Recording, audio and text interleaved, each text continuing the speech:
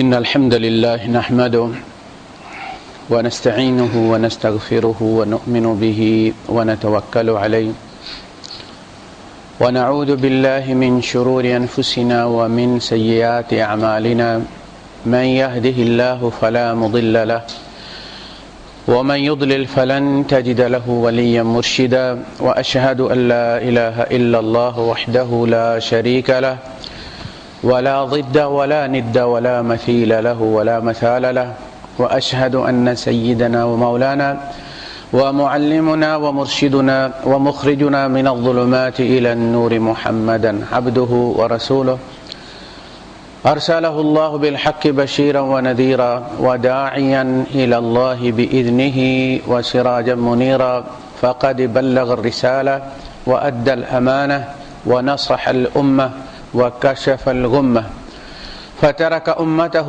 على المحجة البيضاء ليلها كنهارها لا يزيغ عنها إلا هالك اللهم صل وسلم وبارك عليه وعلى آله وأصحابه وأزواجه وذرياته وأهل بيته أجمعين أما بعد فأعوذ بالله السميع العليم من الشيطان الرجيم بسم الله الرحمن الرحيم يا أيها الذين آمنوا اتقوا الله ولتنظر نفس ما قدمت لغد واتقوا الله إن الله خبير بما تعملون صدق الله العظيم رب اشرح لي صدري ويسر لي أمري واحلل عقدة من لساني يفقهوا قولي آمين يا رب العالمين۔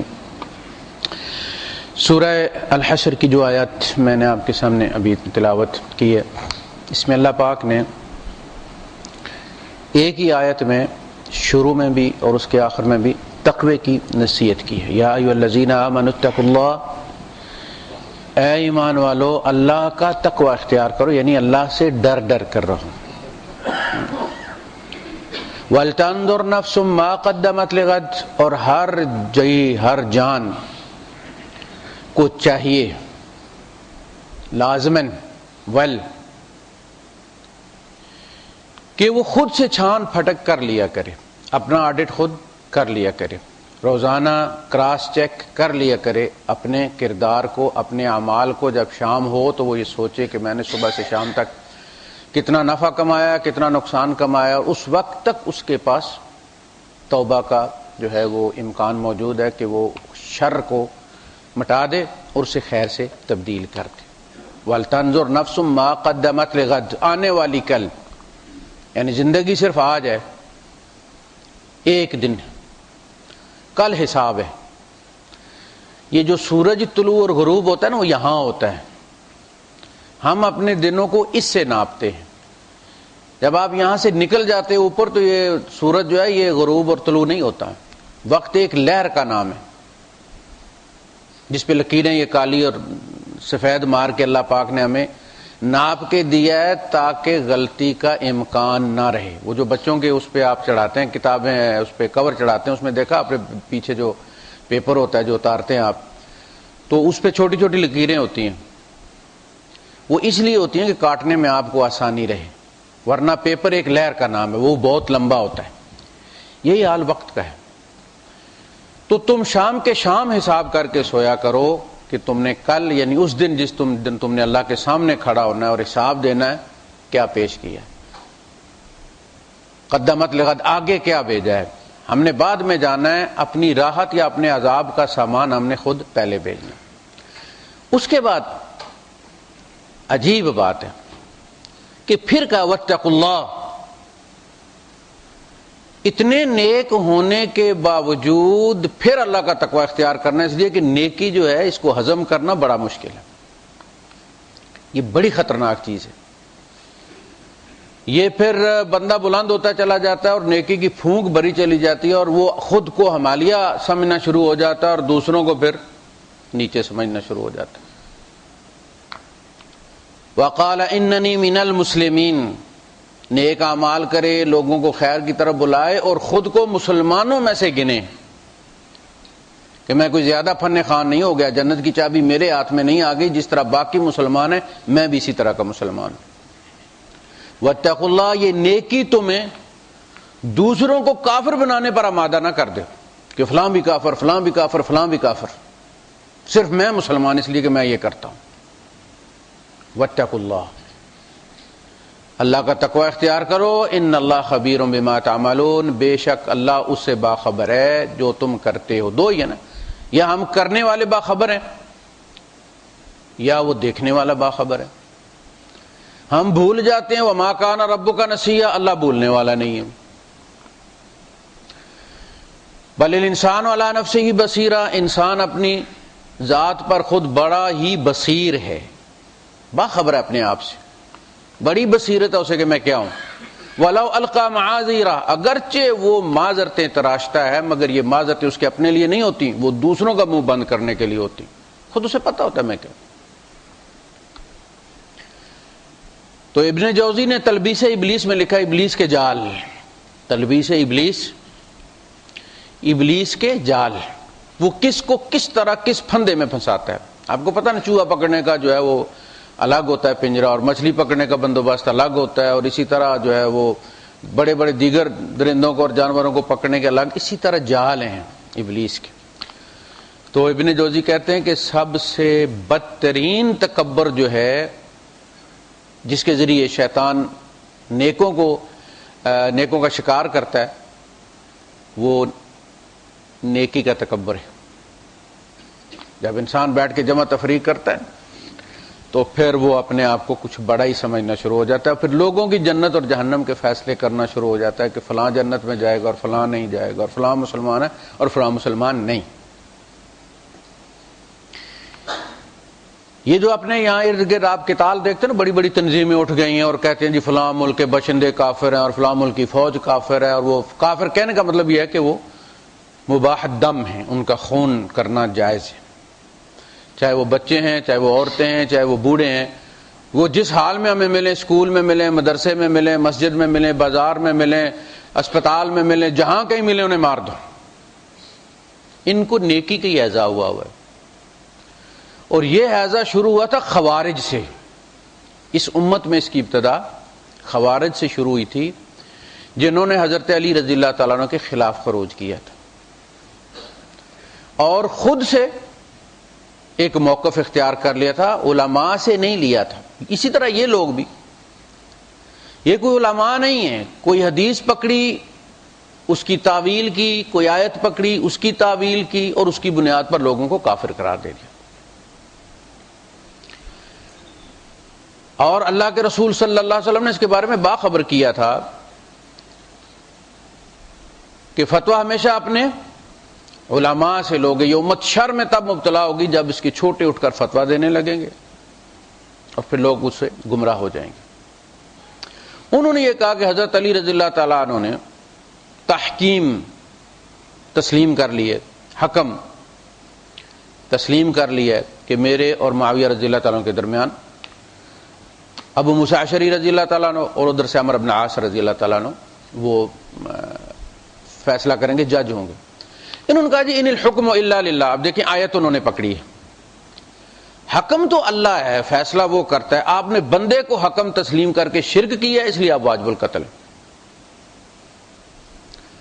ابن عباس رضی اللہ تعالیٰ عنہ سے کہا کہ اللہ پاک نے سورہ النساء میں کہا ہے کہ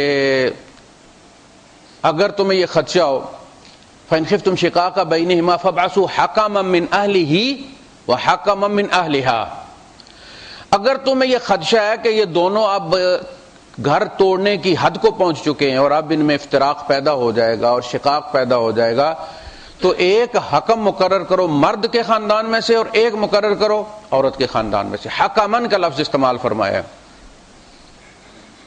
ان یرید اصلاحا یوفق اللہ بینہما، اگر وہ دونوں اصلاح چاہیں گے، یعنی جو تم حکم چنو وہ مخلص ہونے چاہیے، ایسا نہ ہو کہ وہی گھر توڑنا چاہتے ہو۔ اگر وہ دونوں صلح چاہتے ہوں گے اللہ توفیق بھی دے دے گا۔ اس لیے جب کوئی حکم مقرر کر دیا جاتا تو عمر فاروق رضی اللہ تعالیٰ کہتے تھے اگر صلح نہ ہو ان کے درمیان میں تم دونوں کو دیکھوں گا، کیونکہ اللہ نے گارنٹی دی اگر تم مخلص ہوئے تو صلح ہو جائے گی، اور صلح ہو جاتی تھی۔ تو اگر ان دونوں میں سے کوئی اس عورت کا امیدوار نکلا ہے اور یہ چاہتا ہے کہ گھر اجڑے سے طلاق اور میں شادی کر لوں، تو وہ کیسے صلح کروائے گا؟ اس لیے عموماً وہ لوگ ہونے چاہیے اس میں، حکم چنے جانے چاہیے جو. تو انہوں نے کہا کہ دیکھو اللہ نے میاں اور بیوی کے جھگڑے میں حکم مقرر کرنے کا حکم دیا ہے، اور یہ تو مسلمانوں میں جنگ ہو رہی ہے، اتنے لوگ شہید ہو گئے ہیں، تو اس میں حکم جو ہے وہ مقرر کرنا کہاں سے گیا؟ تو وہ بات ان کی سمجھ میں لگ گئی، لیکن ان کے کچھ لوگ نہیں مانے. اسی طرح اور بھی جو ان کے اعتراضات تھے وہ ابن عباس رضی اللہ تعالیٰ نے باقاعدہ دور کیے. اس دن ان میں سے 10,000 آدمی جو ہے وہ پلٹ کر پھر مسلمان ہو گئے. خیر پھر انہوں نے آخر قتل کر دیا یا شہید کر دیا حضرت علی رضی اللہ تعالیٰ عنہ کو. اس میں یہ پہلا اس امت میں افتراق تھا، اور اس میں مسئلہ یہ تھا کہ وہ لوگ بڑے نیک تھے. خوارج بڑے نیک متقی لوگ تھے. 2 آدمیوں کا واقعہ بیان کیا جاتا ہے سلسلے میں کہ انہوں نے جو ہے وہ جا رہے تھے سفر میں، تو کھجور کے درخت کے پاس سے گزرتے ہوئے، ظاہر ہے جنگ کا زمانہ تھا، وہ بھوکے تھے، کوئی سامان تو تھا نہیں، تو ایک بندے نے اٹھا کے وہاں سے کوئی کھجوریں کھا لیں، گری ہوئی نیچے. گرا ہوا پھل کھانے سے کوئی حرج نہیں ہے. دوسرے نے اسے کہا کہ تم نے تو حرام کھایا ہے، اجازت نہیں لی اس کے مالک سے. اس نے کہا مالک تو یہاں نہیں. اس نے کہا مالک یہاں نہیں ہے. تو یار یہاں چاول کے مالک ڈھونڈتے ہیں. وہ گئے اور جا کے پتا کیا فلاں فلاں کھجور کا درخت کس کا ہے؟ ان کا جی فلاں صاحب کا ہے. اس کے پاس گئے، پتا چلا گھر میں نہیں ہے، فلاں جگہ گیا ہوا ہے، کوئی کھیت کا کام، وہ کھیت میں چلے گئے پیچھے. اس سے جا کے کہا کہ اللہ کے بندے وہ کھجور کا درخت تمہارا تو میرا. کہ یار وہ کھجوریں گری ہوئی تھی تو ہم نے تمہاری اجازت کے بغیر جو ہے وہ کھا لی ہیں، تو مہربانی کرو ہمیں معاف کر دو، اگر چاہتے ہو تو تم اس کا ہم سے اجر لے لو، اجرت لے لو. اس نے کہا نہیں جاؤ، میں نے تمہیں اللہ کے لیے معاف کیا. یہی 2 متقی جو اتنے پرہیزگار ہیں، تھوڑا سا آگے گئے ان حضرت طلحہ رضی اللہ تعالیٰ عنہ مل گئے. انہوں نے حضرت طلحہ عشرہ مبشرہ میں سے ہیں، ان کو بھی شہید کیا. سجدے کی حالت میں نماز پڑھ رہے تھے وہ.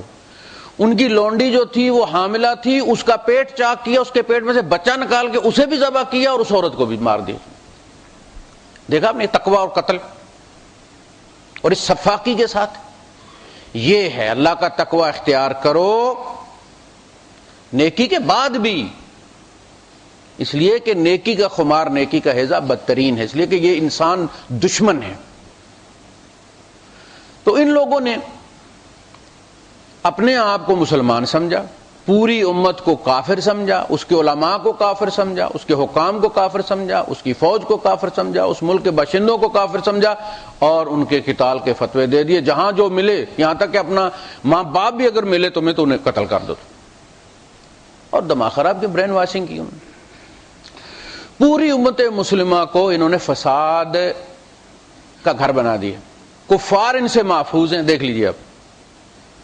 اور مسلمانوں کو انہوں نے طے کرنا شروع کر دیا، حکومتیں الٹ دیں، ملک برباد کر دیے، سرحدیں توڑ دیں، تاکہ دشمن کو موقع ملے کہ وہ نئے سرے سے مسلمانوں کے ممالک کی پھر سرحدیں بنائے، نئے ملک بنائے. اس میں سے کلمہ گو لوگوں کو مروایا جا رہا ہے، انہی کی برین واشنگ کی جا رہی ہے، انہی کو اس قتال کے لیے تیار کیا جا رہا ہے. لیکن اس کا پس منظر جو ہے وہ یہی ہے کہ یہ سمجھتے ہیں کہ آج بڑا پیارا ایک جملہ لکھا طفیل ہاشمی صاحب نے اپنی وال پہ کہ کوئی زمانہ تھا لوگ دین پر عمل کرتے تھے، اب لوگ دین نافذ کرتے ہیں. چونکہ عمل کرنا ذرا مشکل ہے، اس کا تعلق اپنی ذات کے ساتھ ہے، اس کا کوئی نقصان کرنا پڑتا ہے، لہذا عمل سے ہاتھ اٹھا کر نفاذ کی جد و جہد کرتے ہیں، چونکہ وہ دوسروں پہ کرنا ہوتا ہے. اس کا نعرہ بھی آسان ہے، اس کے لیے جد و جہد بھی آسان ہے، اور نبی کریم صلی اللہ علیہ وسلم نے نافذ نہیں کیا تھا بلکہ لوگوں کو قبول کرنے پر آمادہ کیا تھا.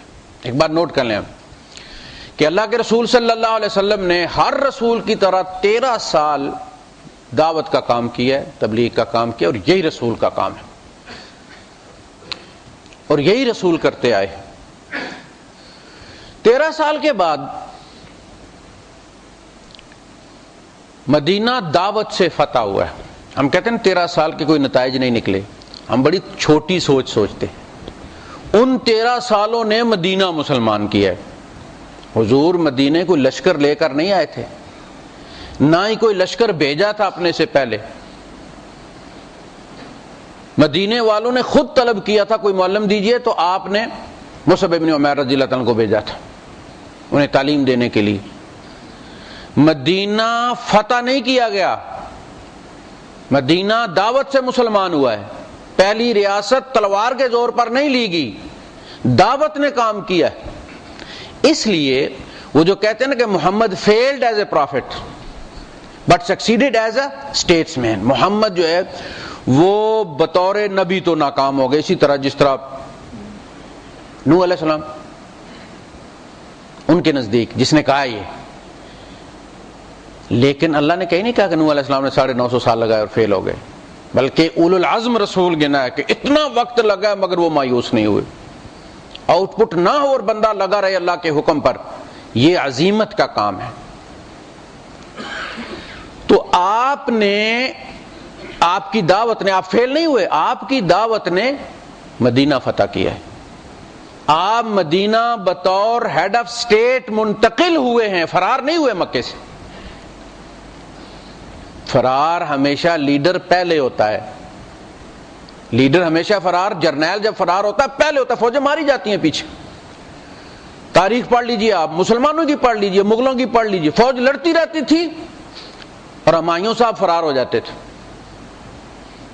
فرار اس کو کہتے ہیں، ایسا نہیں کہ اپنے ماننے والوں کو پہلے بھیجا جائے کہ مجھے ابھی اللہ کا حکم نہیں ہوا، مجھے ابھی اللہ کا حکم نہیں ہوا، میں اللہ کے حکم کے بغیر بستی نہیں چھوڑ سکتا۔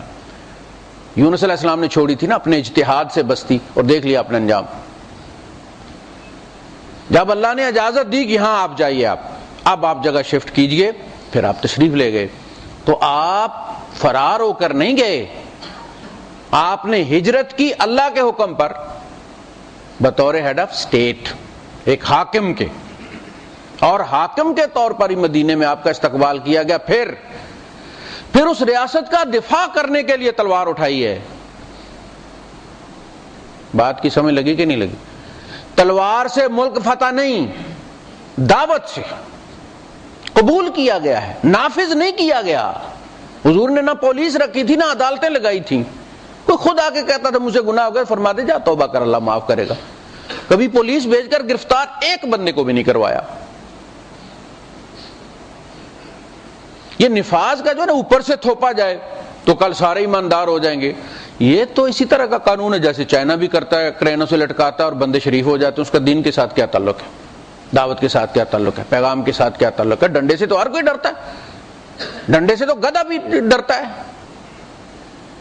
اس میں کمال نہیں ہے، کمال یہ کہ انسان خود شر سے بچے، ایک بری چیز سمجھ کر، خیر کو قبول کرے اچھی چیز سمجھ کر، توحید پر ایمان لائے اللہ کو اس قابل سمجھ کر، نہ کہ ڈنڈے اور تلوار اور بندوق کے زور پر۔ تو اس کے بعد اس اسٹیٹ کا دفاع جو کیا گیا، جتنی بھی جنگیں ہوئی ہیں، جہاں خدشہ سمجھا کہ فلاں لوگ حملہ آور ہو سکتے ہیں، پلاننگ ہو رہی ہے، آپ نے خود اقدام کیا، خود آگے بڑھے۔ عمر فاروق رضی اللہ تعالیٰ عنہ فرمایا کرتے تھے کہ اگر میرے بس میں ہوتا ہے تو میں عراق اور ایران کے درمیان آگ کی دیوار کھڑی کر دیتا۔ آپ نے کتنے سال اصرار کے باوجود ایران پر لشکر کشی کی اجازت نہیں دی، آپ بس ٹھیک ہے۔ ان کہا کہ امیر المومنین اگر ہم یہ نہیں فتح کریں گے، یہ تو لوگ روز حملہ کر دیتے ہیں، پھر یہ علاقے بھی ہمارے پاس نہیں رہیں گے، اس لیے کہ یہ عراق والی جو پٹی تھی پوری، یہ رومنز اور ایرانیوں کے درمیان بالکل کبھی یہ قبضہ کر لیتے تھے، کبھی وہ قبضہ کر لیتے تھے۔ تو کہا کہ اگر ہم نے کمزوری کا اظہار کیا اور سمجھا کہ بس ہم نے یہیں تک حکومت کرنی ہے، تو وہ تو روز چڑھاتے ہیں، روز ہمیں ان سے جنگ کرنی پڑتی ہے، ایک دفعہ ان کا قلعہ کما کر دیں تاکہ یہ روز روز کی جنگ سے جان چھوٹے۔ بڑے اصرار پر آپ نے فرمایا اچھا ٹھیک کر لو فتح۔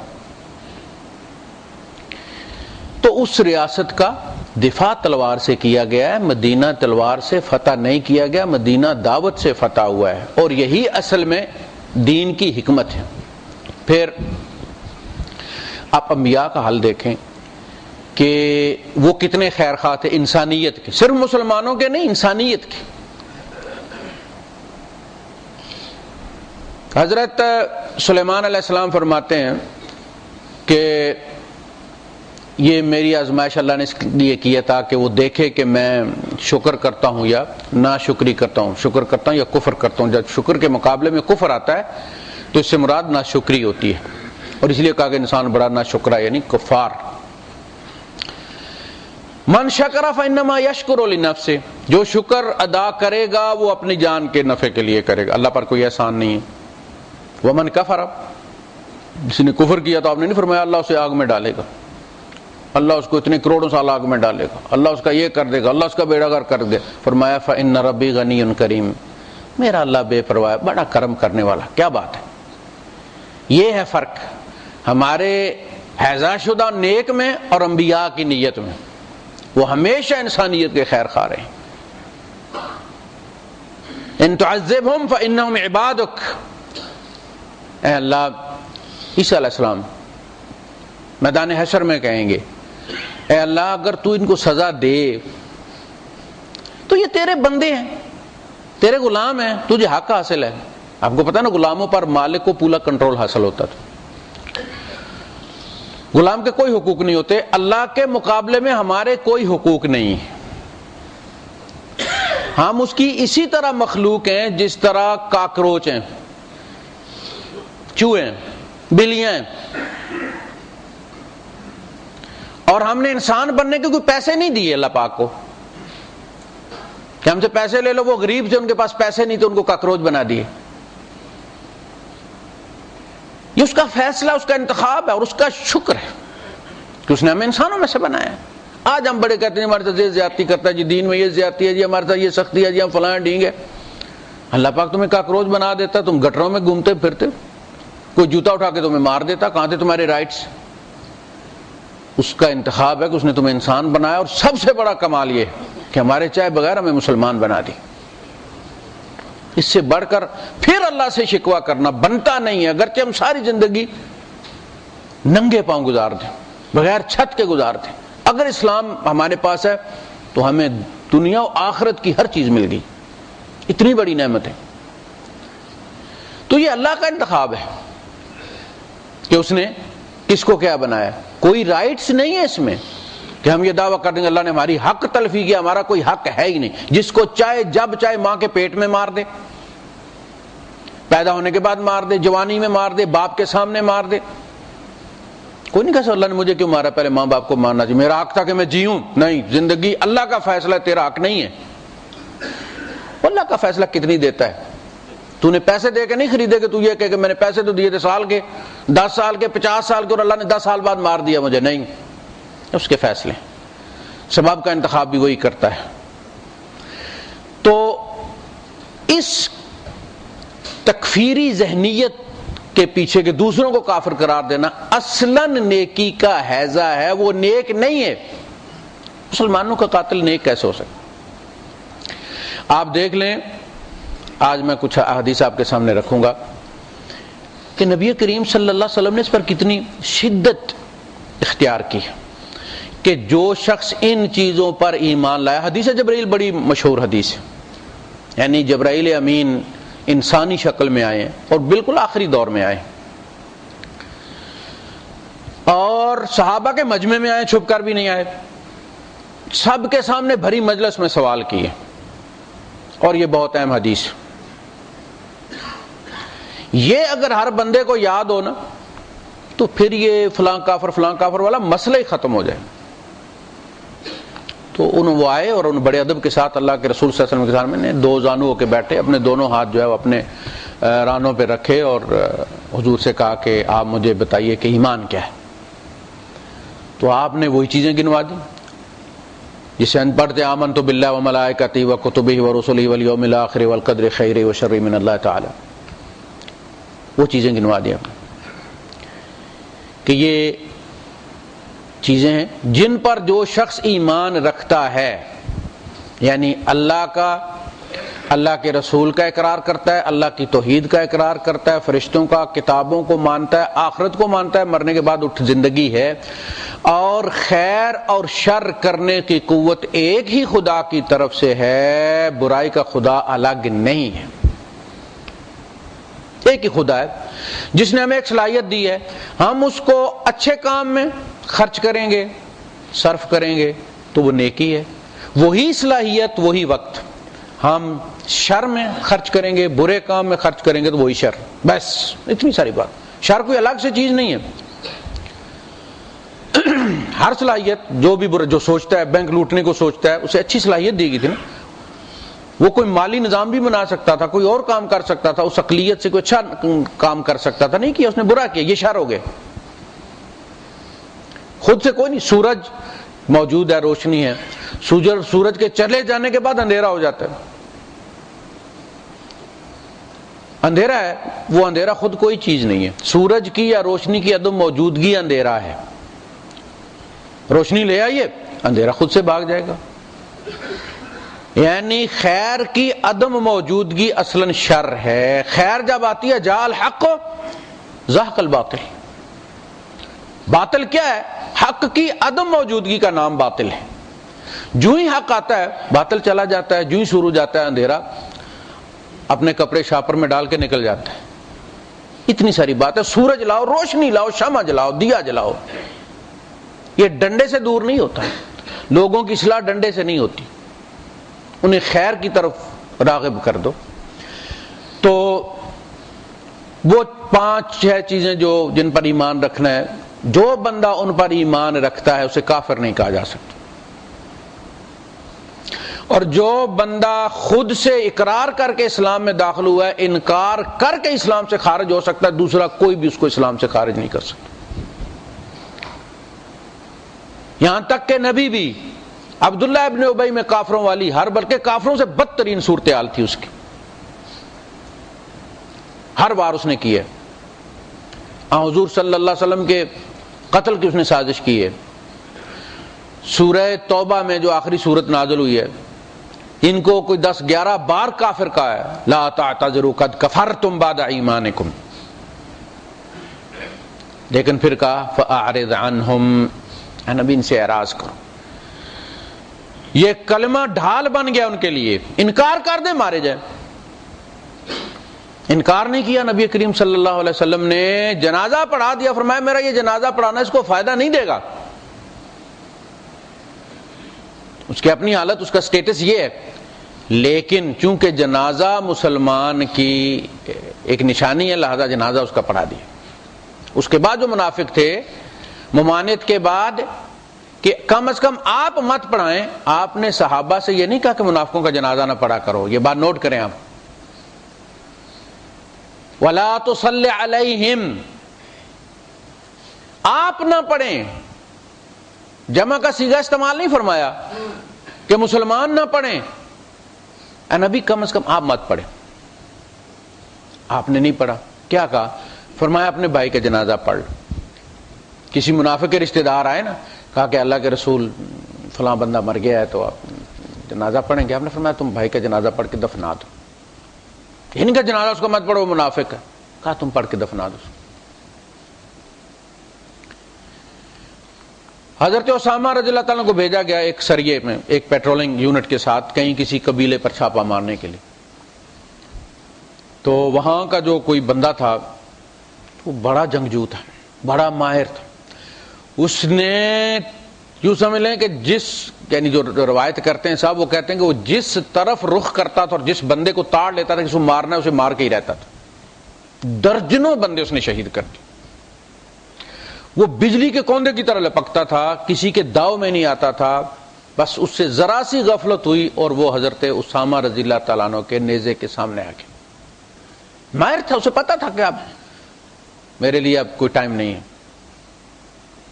اسے پتا تھا اب نہ میں اپنا دفاع کر سکتا ہوں، نہ ہی پلٹ کر وار کر سکتا ہوں. اس نے فوراً کہا اشہد اللہ الہ الا اللہ.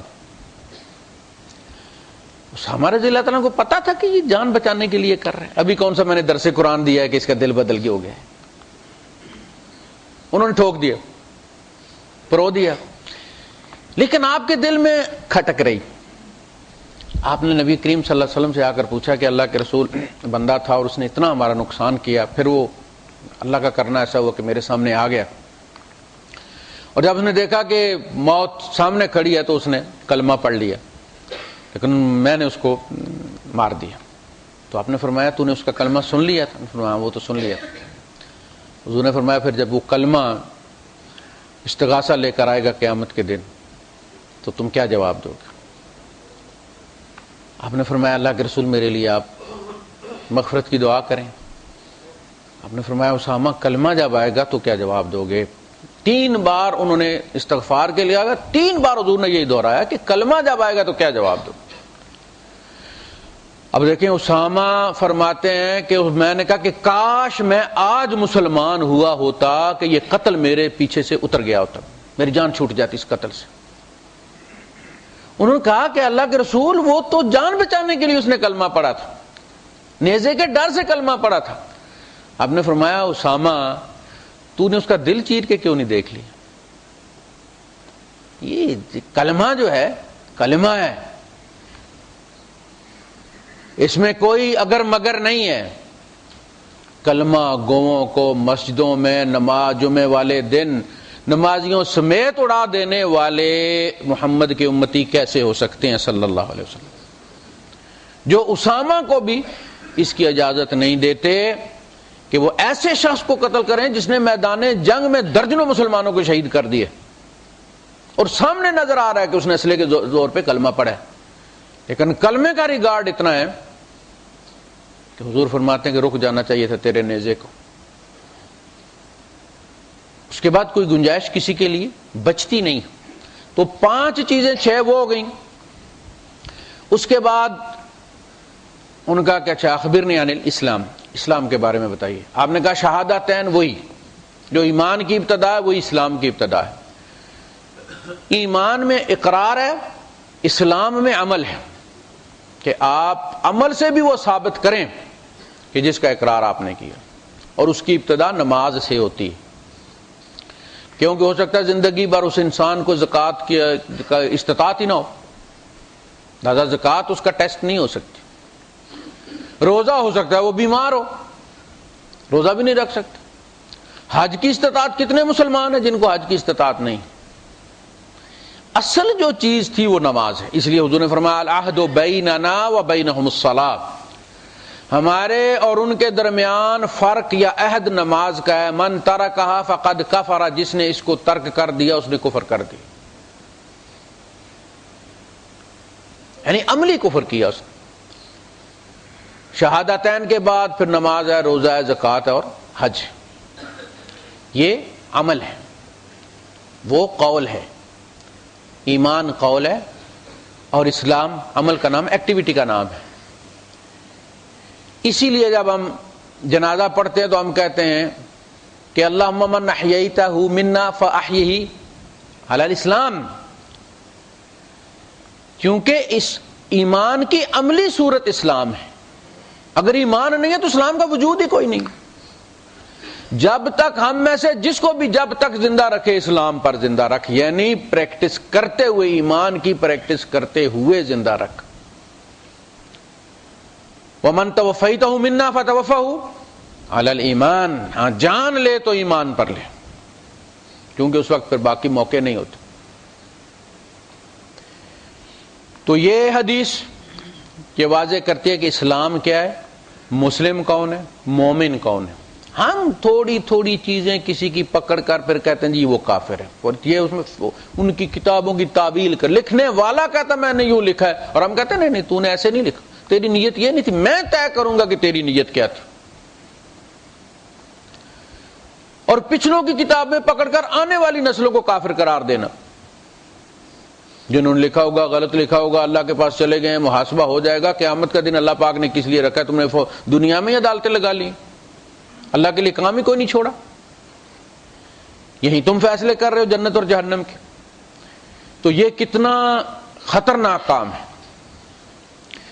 ایک مسلمان، آپ دیکھیں صحابہ میں اختلاف ہوا، اور دیکھیں حکمت دیکھیں آپ، میں نے ہمیشہ یہ کہا ہے کہ آنے والے لوگوں کے لیے سنت بنانے کے لیے جو کام نبی کے شایان شان تھا اللہ نے ان سے کروا کے ایک قانون بنا دی۔ نبی کریم صلی اللہ علیہ وسلم نے قسم کھائی کہ میں شہد نہیں پیوں گا، تو اللہ پاک نے فرمایا کیوں جی؟ یا ایھا النبی، یہ نہیں کہا الف لام میم ہا میم عین سین قاف، نہیں، شروع ہی کیا ہے یا ایھا النبی لما تحرم ما احل اللہ لک، آپ نے وہ کیوں حرام کر دیا جو اللہ نے آپ کے لیے حلال کیا تھا؟ تبتغی مرضات ازواجک، بیویوں کو راضی کرنے کے لیے۔ قد فرض اللہ لکم تحلۃ ایمانکم، اللہ نے تم پر قسمیں کھولنا فرض کیا ہے، کھولو اپنی قسم، کفارہ ادا کرو، توڑو قسم اور کفارہ ادا کریں۔ پھر جو صحابہ کے شایان شان تھا، نبی سے ہٹ کر ان سے کروا کر ایک سنت قائم کر دی۔ دیکھیں صحابہ میں سیاسی قتال ہوا ہے، سیاسی اختلاف ہوا نا، اس پہ قتال بھی ہوا، ایک گروہ سمجھتا رہا میں حق پر ہوں، دوسرا سمجھتا رہا میں حق پر ہوں، لیکن وہ دونوں ایک دوسرے کو مسلمان سمجھتے رہے۔ حضرت معاویہ رضی اللہ تعالیٰ عنہ حضرت علی رضی اللہ تعالیٰ عنہ سے لڑے، لیکن اپنے دربار میں ان کی تعریف سنا کرتے تھے۔ جو کوئی بندہ آگے کہتا کہ علی ایسے ہیں، علی ویسے ہیں، تو آپ کیا کہتے ہیں زبان بند کرو، علی ایسے ہیں، علی کے بارے میں اللہ کے رسول نے یوں کہا ہے، ان کی یہ فضیلت ہے۔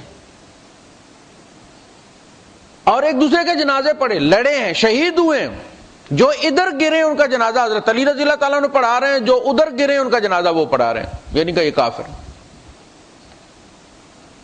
اس میں بھی اختلاف ہوتا ہے۔ خوارج نے کہا کہ آپ نے ان سے جنگ کی ہے، ان کو مارا ہے، اب آپ ان کا جنازہ پڑھ رہے ہیں، اگر تو آپ نے ان کو مسلمان سمجھ کے مارا تو مسلمان کا قتل کفر ہے، آپ نے کفر کر دیا۔ دیکھیے وہ کیا ان کا دماغ پھیرا ہوا تھا۔ اگر مسلمان تھے اور آپ نے مسلمان کو مارا ہے تو اللہ کے رسول صلی اللہ علیہ وسلم نے فرمایا کہ سباب المؤمن یا مسلم فسوق وقتالہ کفر، مسلمان کو گالی دینا فسق ہے اور اس کو قتل کرنا کفر ہے، آپ نے کفر کر دیا۔ جبکہ سورہ الحجرات میں اللہ پاک نے اس کا امکان ظاہر کیا کہ مسلمانوں میں غلط فہمی کی بنا پر آپس میں قتال ہو سکتا ہے۔ وَإِن طَائِفَتَانِ مِنَ الْمُؤْمِنِينَ اقْتَتَلُوا فَأَصْلِحُوا بَيْنَهُمَا، اگر مومنوں کے دو گروہ آپس میں لڑ پڑیں، قتال کر لیں، تو تم ان کے درمیان صلح کی کوشش کرو۔ قتال ہوا تو قتل ہوئے نا، کہا ان میں صلح کرواؤ۔ یہ دو مسلمان لڑ رہے، کافر اور مسلمان نہیں لڑ رہا، دونوں مسلمان ہیں۔ طائفتان من المؤمنین، مومنوں میں سے ہی دو گروہ ہیں، قتال کر رہے ہیں، فاصلحوا بینہم، تو ان کے درمیان صلح کرواؤ۔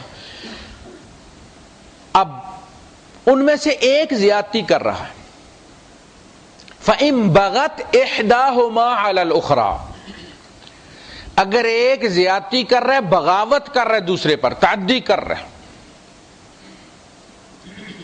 فَقَاتِلُوا الَّتِي تَبْغِي، تو جو زیادتی کر رہا ہے اس سے تم لڑو، وہ جو حق والا گروہ ہے اس کے ساتھ مل کر وہ جو زیادتی کرنے والا گروہ ہے اس کے ساتھ لڑو۔ فَقَاتِلُوا، تم قتال کرو، دشمنوں کی فوجیں نہ بلاؤ، تم مسلمان سنبھالو مسئلے کو، تم اپنا الائن بناؤ، اس میں کافروں کا تڑکا نہ لگاؤ۔ فَإِن بَغَتْ إِحْدَاهُمَا عَلَى الْأُخْرَى فَقَاتِلُوا الَّتِي تَبْغِي حَتَّى تَفِيءَ إِلَىٰ أَمْرِ اللَّهِ، یہاں تک کہ وہ اللہ کے حکم کے مطابق فیصلہ کروانے پر تیار ہو جائے۔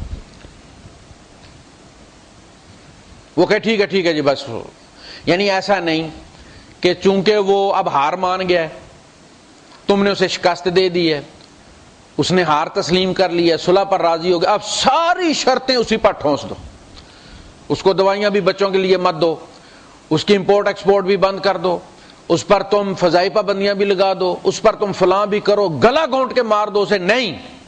فَإِن فَاءَتْ فَأَصْلِحُوا بَيْنَهُمَا بِالْعَدْلِ وَأَقْسِطُوا، عدل کے مطابق، اس کے باوجود اگر جو اس کا حق بنتا ہے وہ اسے دو، یعنی ایک بندہ ایک حق اس کا بنتا ہے 4 آنے، اس نے جنگ شروع کیا کہ نہیں میرا حق بنتا ہے 8 آنے، اب اسے شکست ہو گئی ہے تو تم وہ 4 آنے بھی مت کھا جاؤ، 4 آنے اسے ادا کرو جو اس کا حق بنتا تھا۔ یہ تو اسلام کا ضابطہ۔ کفر کا ضابطہ پھر یہ ہے کہ جو مغلوب ہو گیا پھر اس کا آئین بھی تم نے بنانا ہے، تم نے یہ کہنا یہ کیمسٹری بھی نہ پڑھائیں 8ویں کے بعد، اور پھر یہ بھی کریں اور یہ بھی کریں، اور وہ فلاں جیسا کہ جاپان پر لگائی گئی تھی۔ تو قتال کا امکان مسلمانوں کے درمیان موجود ہے، اور ایک دو نہیں، 2 گروہوں کے درمیان موجود ہے۔ میں ہمیشہ کہتا ہوں کہ جس بھی سوال کو آپ اٹھائیں گے اس کا جواب قرآن حکیم نے دے دیا قیامت تک کے لیے۔ اگلی آیت میں فرمایا انما المؤمنون اخوۃ، مومنو تم آپس میں بھائی ہو، یہ کلمے کی اخوت ہے، اس میں سائڈ دونوں تمہارے بھائی ہیں۔ انما المؤمنون اخوۃ فاصلحوا بین اخویکم، مومن آپس میں بھائی ہیں، اپنے دو بھائیوں میں صلح کرواؤ، تماشبین مت بنو، تماشبین مت بنو اور انہیں دشمن بن۔ ہمیشہ ایک آدمی کے اپنے ہی بیٹے لڑ رہے ہوں نا تو آپ دیکھیں وہ کیسے چپٹتا ہے چھڑانے کے لیے، اور دوسرے کے لڑ رہے ہوں تو پھر وہ آترا کے تماشا دیکھتا ہے، یار دیکھتے ہیں کون جیتتا ہے کون مارتا ہے، گالی کون دیتا مارتا کون ہے۔ کہا یہ کوئی غیر نہیں ہے، یہ تمہارا اپنا خون ہے، یہ تمہارے اپنے بازو ہیں، یہ کٹیں گے مریں گے، تم ہی کمزور ہو گئے۔ آج ہم کمزور ہو گئے کہ نہیں ہو گئے؟ ہم نے بہترین فوجیں اپنے ہاتھوں برباد کر دی نا، آج بیٹھے دوسروں سے مانگتے ہیں۔ تو تکفیر کا معاملہ یہ ہے کہ قتال ہو سکتا ہے، جھگڑا ہو سکتا ہے، لیکن اسے مسلمان ہی حل کریں اور عدل کے ساتھ اسے حل کریں۔ اس کے بعد پھر جو انفرادی لڑائیاں آپس میں جو گھریلو لڑائیاں ہوتی ہیں ان کے لیے پھر اللہ پاک نے قوانین بنائے، یا ایھا الذین آمنوا لا یسخر قوم من قوم، یہ مجلسی برائیاں، اے ایمان والو مومن ایک دوسرے کا تمسخر مت اڑایا کرو، دوسرے کے برے نام مت رکھا کرو، اور ان پہ جو ہے وہ جھوٹ موٹ الزام مت لگایا کرو، جاسوسی مت کیا کرو اور غیبت مت کیا کرو، یہ سارے پھر تاکہ انفرادی لڑائیاں جو گھریلو لڑائیاں ہوتی ہیں وہ بھی نہ ہوں اور بڑی والی بھی نہ ہوں۔ سورہ الحجرات بڑی ہی اہم سورت ہے اس معاملے میں۔ اب وہ احادیث میں آپ کو سناتا ہوں جن کا ذکر میں نے پہلے کیا تھا۔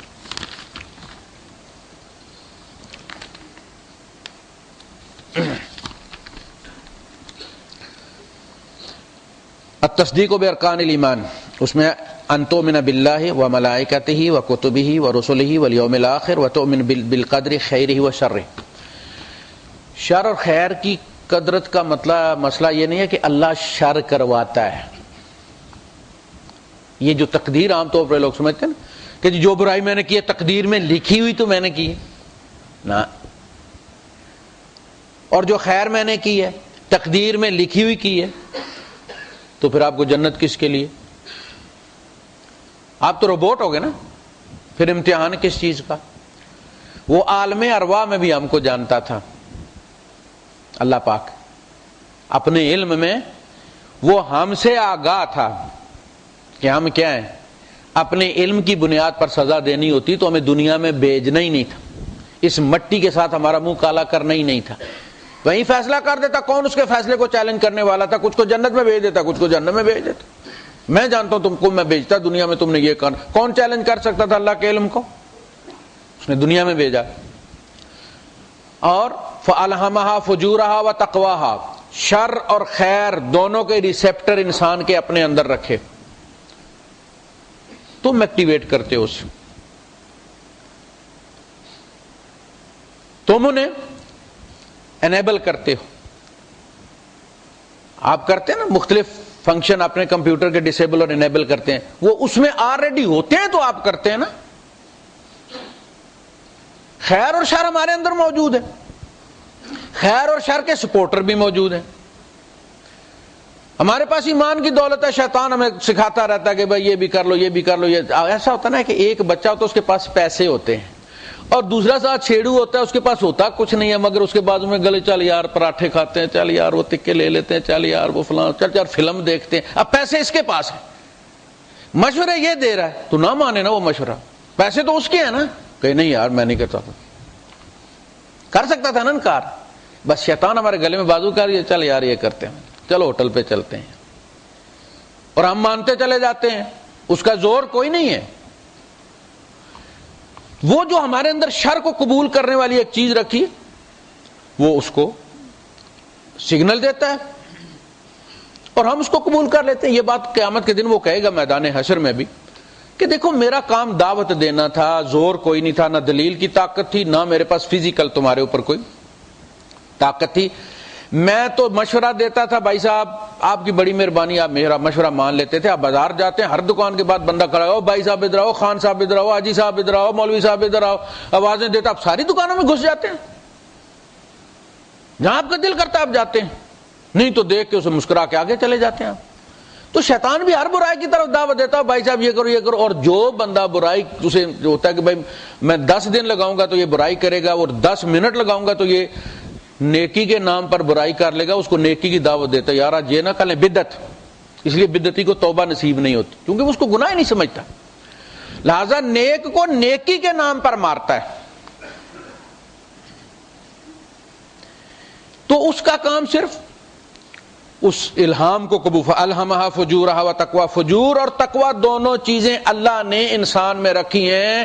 کوئی اہرمن اور یزداں الگ الگ نہیں ہے، کوئی کالی دیوی اور چٹی دیوی الگ الگ نہیں ہے، ایک ہی خدا ہے. اسی نے ہمیں صلاحیتیں دی ہیں. آپ بینک میں جاتے ہیں، ساری تقدیر اس کی اے ٹی ایم کی انہوں نے بینک والوں نے بنائی ہے، آپ اس کو استعمال کر سکتے ہیں. جو بٹن آپ دبائیں گے مشین کی مجبوری ہے کہ وہ چیز ڈسپلے کرے. آپ بیلنس انکوائری والا دباتے ہیں، وہ بیلنس سٹیٹمنٹ آپ کے سامنے آ جاتی ہے. آپ وڈرال والا دباتے ہیں، وہ وڈرال والا آپشن آپ کے سامنے آ جاتے ہیں. اس کی مجبوری ہے. آپ ارادہ کرتے ہیں شر کا تو آپ کی گاڑی کی مجبوری ہے کہ آپ کو سینما لے کر جائے.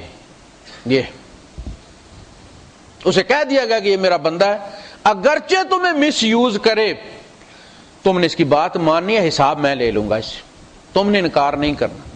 یہ آنکھیں اس کی دی ہوئی ہیں. انسان برائی کا ارادہ کرے، آنکھوں میں کی روشنی چلی جائے، کسی کا باپ بھی پھر گناہ نہیں کرے گا. وہ جھوٹ بولنے کی کوشش کرے، زبان کو جو ہے وہ فالج ہو جائے، کسی کا باپ بھی جھوٹ نہ بولے، لیکن اللہ نے کہا ٹھیک ہے تو بولتی جا. یہ کہتا ہے نا تو بولتی جا، یہ جدھر دیکھنا چاہتا ہے تو دیکھ. پھر قیامت کے دن یہ استغاثہ پیش گواہی دیں گے. فَشَهِدَ عَلَيْهِمْ سَمْعُهُمْ وَأَبْصَارُهُمْ وَجُلُودُهُمْ بِمَا كَانُوا يَعْمَلُونَ. پھر ان پر گواہی دیں گے ان کی جلدیں، ان کی سماعت، ان کی بصارت. اور وہ کیا کہے گا؟ لِمَا شَهِدتَ عَلَيْنَا لِمَا شَهِدتُمْ عَلَيْنَا، تم نے میرے اوپر گواہی، میرے خلاف گواہی کیوں؟ تم تو میرے اپنے تھے نا. قَالُوا أَنْطَقَنَا اللَّهُ الَّذِي أَنْطَقَ كُلَّ شَيْءٍ. جس نے ہر چیز کو بولنا سکھایا اس نے ہمیں بلوا دیا ہے. دنیا میں تیری زبان کو بولنا سکھایا تھا، ہے تو یہ بھی چمڑے کی ہے نا، یہ گوشت ہے کیا؟ یہ کان بولیں گے، پھر آنکھیں بولیں گی، سارا بتائیں گے ہم نے یہ ہوا ہے، ہم سے کروایا اس نے. گھر کے بندے بولیں گے. حدیث میں آتا ہے کہ انسانوں سے کہے گا ویلکن، تمہاری بربادی. ان کننا انادل، ان کننا انادل، میں تمہارے لیے تو یہ سارے چکر چلاتا رہا ہوں. نضال اصل میں کہتے ہیں جدوجہد، اسٹرگل کو. ابو نضال کا نام آپ نے سنا ہوگا، اسٹرگل کو کہتے ہیں. ان کننا انادل، ہم تمہارے لیے تو یہ سارے کام فراڈ اور یہ چلاکیاں کرتے رہے. ساری جدوجہد تمہیں ٹھنڈا رکھنے کے لیے، جلد سے کہے گا تمہیں ٹھنڈا رکھنے کے لیے میں نے رشوت میں اسی لیا تھا کہ تمہیں پسینہ نہ آئے، تم اندر سو، تمہیں ڈینگی نہ لڑے، اور تم ہی میرے خلاف گواہ بن گئے. تو اس کے لیے یہ ساری چیزیں، خیر اور شر سے مراد یہ نہیں ہے کہ اللہ نے شر لکھ کے زبردستی ہم سے کروایا ہے، نہیں، اپنے ارادے سے بندہ کرتا ہے. بندہ ارادہ کرتا ہے، ٹولز اللہ پاک نے دیے ہوئے اس کے اندر ہر قسم کے، ذہنی بھی، سیکسول بھی، باقی بھی جو صلاحیتیں ہیں وہ انہیں مس یوز کر رہا ہے. لیکن ایسا نہیں کہہ سکتا کہ مجھے اللہ نے بتایا نہیں کہ اس کا صحیح استعمال کیا ہے. وہ بھی تو الیکٹریشین ہے نا جو اپنا میٹر باندھ دیتا ہے، لیکن اب اس نے عقل کو کہاں استعمال کی ہے. تو اس لیے تقدیر کو ہمیشہ ہم نے غلط سمجھا ہے کہ جبر سے اللہ برائی کرواتا ہے. یہ اللہ جبر سے برائی کر پھر ہمیں سزا کیوں دیتا ہے؟ ہمیں موقع دیا، اس نے زندگی دی، ہمیں بتایا یہ اچھا ہے یہ برا ہے، اور اس کے بعد چھوڑ دیا، کہا کہ یہاں نہیں، میں تمہیں پوچھوں گا، آخرت میں حساب لوں گا، جاؤ. اب چونکہ فوری پکڑ کوئی نہیں ہے، لہذا حرم کے اندر حتیم میں جہاں لوگ اپنے سینے اور ہاتھ رگڑ رگڑ کے اللہ سے اپنے گناہوں کی معافی مانگتے ہیں، وہ وہاں چونکہ جیبیں فارغ ہوتی ہیں، وہ نیچے سے جیب میں سے پیسے نکال لیتے ہیں، کاٹ لیتے ہیں. وہاں بتائیے، کافر تو نہیں جاتا نا، مسلمان نہیں جاتا ہے. کافر کا داخلہ تو بند کیا ہوا انہوں نے تاکہ کسی کو شک نہ ہو کہ شاید کافر جوتیاں اٹھا کے لے جاتے. مسجد میں ہندو نہیں آتے، مسلمان ہی آتے ہیں. تو یہ صلاحیت اللہ نے دیا کہ اگر تم چاہو تو اس کو مس یوز بھی کر سکتے ہو. اس کا نام ہے قدر خیری. کا مطلب یہ ہے کہ خیر کی پاور اور شر کی پاور ایک ہی خدا کی طرف سے تمہیں دی گئی ہے. اس کو یوز کرتے ہو تو خیر ہے، مس یوز کرتے ہو تو شر. اور لیلۃ القدر کا جو ترجمہ ہے وہ ہے نائٹ آف پاور. جس میں پاور دی جاتی ہے اسرائیل کو کہ اس سال میں تم اتنے بندے مار سکتے ہو. اسرائیل کعبہ بھی نہیں مار سکتا اگر اللہ پاک اسے طاقت نہ دے. اگر میری نہیں نہ دی اسرائیل ٹیل لگا لے میری جان نہیں لے سکتا اگر اللہ نے نہیں لکھی تو اسے اس سال میں اس لیلۃ القدر میں نائٹ آف پاور میں اتنے بندے مارنے کی پاور دے دی جاتی ہے. جس کا رزق بڑھانا ہوتا ہے متعلقہ فرشتے کے سیکشن میں اس کی فائل بھیج دی جاتی ہے کہ اس سال کا رزق اس کا اتنا بڑھانا ہے, اللہ کے یہاں سے جاتی ہے. یہ ہے نائٹ آف پاور, لیلۃ القدر.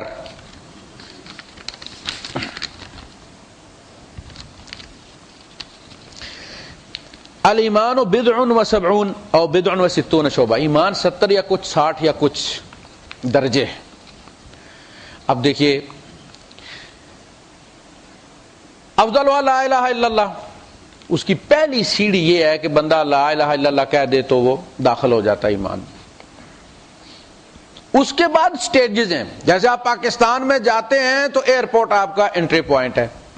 اس کے بعد جب آپ اندر جاتے ہیں تو وہاں ون پونے پاکستانی ہیں, اس میں رشوت خور بھی ہیں, اس میں ڈاکو چور بھی ہیں, اس میں نیک بھی ہیں, بد بھی ہیں, سیاستدان بھی ہیں, فلاں بھی ہیں, فلاں درجات ہیں نا پھر پاکستانیوں کے. ایمان کے 70 اور کچھ درجے ہیں. تمہارے پاس وہ کون سا علم ہے کہ تم یہ طے کر سکتے ہو کہ فلاں کے اندر سے ایمان نکل گیا ہے؟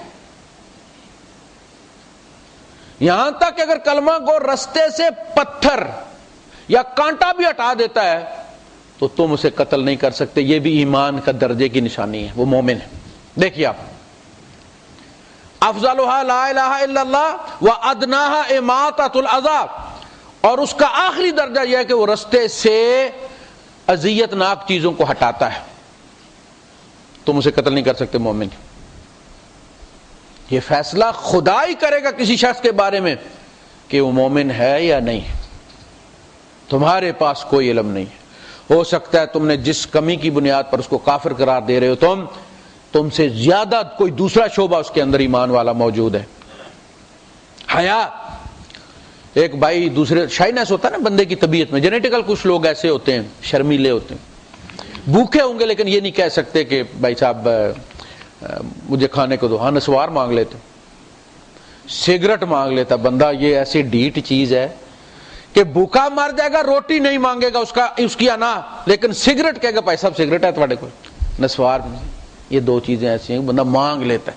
لیکن وہ بھائی اس کو سمجھا رہا تھا, اوے حیا سے کچھ نہیں بنتا, اوے حیا سے چولہا نہیں جلتا. مارکیٹ میں جا رہے تھے نا, مارکیٹ, تو اس کو گاہک کھینچا کر یار, تو خود گاہک کے پاس جایا کر, یہ کہا کر, یہ کہا کر, یہ کہا کر. تو شرماتا رہتا ہے. حیا کیا کرتا ہے, حیا کیا اس کام ہے؟ اللہ کے رسول صلی اللہ علیہ وسلم نے سن لیا.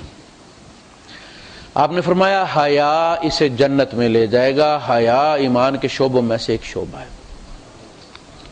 یعنی تمہیں صرف روٹی کی فکر پڑی ہوئی ہے اور تم اس کے حیا کو کوس رہے ہو, جبکہ اس کی یہی عادت اسے بہت دفعہ برائی سے بچاتی ہے. فَلَمْ تَسْتَحْيِ, اگر تیرے اندر حیا نہیں ہے, فَفْعَلْ مَا شِئْتَ, پھر جو مرضی ہے کر. یہ حیا بڑی چیز ہے. تو جس میں حیا بھی ہے اس میں ایمان ہے, تم اسے قتل نہیں کر سکتے. تو یہ چیزیں واضح کر دیں.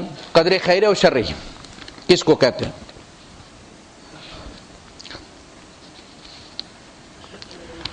تو حضرت اسامہ رضی اللہ تعالیٰ عنہ سے جب انہوں نے کہا کہ اللہ کے رسول اس نے جان بچانے کے لیے کلمہ پڑھا تھا, تو آپ نے فرمایا افلا شققت عن قلبه حتى تعلم اقالها ام لا, تو نے اس کا دل چیر کے دیکھ لیا تھا کہ اس نے یہ دل سے کہا تھا لا الہ الا اللہ یا دل سے نہیں کہا تھا, دل خالی تھا اس کا.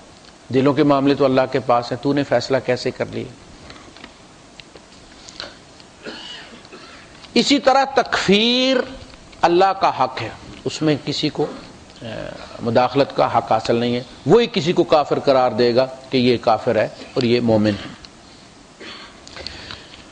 اگر کسی کا معاملہ ایسا ہے کہ اس کا کفر صریح ہو رہا ہے تو اس کا فیصلہ حاکم وقت کرے گا, اس کے یہاں جائے گا, دلائل ہوں گے, وہ اس کے شکوک دور کرے گا. ایک بندہ ہے, اسے اسلام کے بارے میں دیکھنا, ہم تو پیدائشی مسلمان ہیں نا, اور ہمیں ہوش سنبھالنے سے پہلے مسلمان قرار دے دیا گیا تھا, جس طرح کسی لڑکی کا 5 6 4 سال کی عمر میں نکاح پڑھا دیا جائے.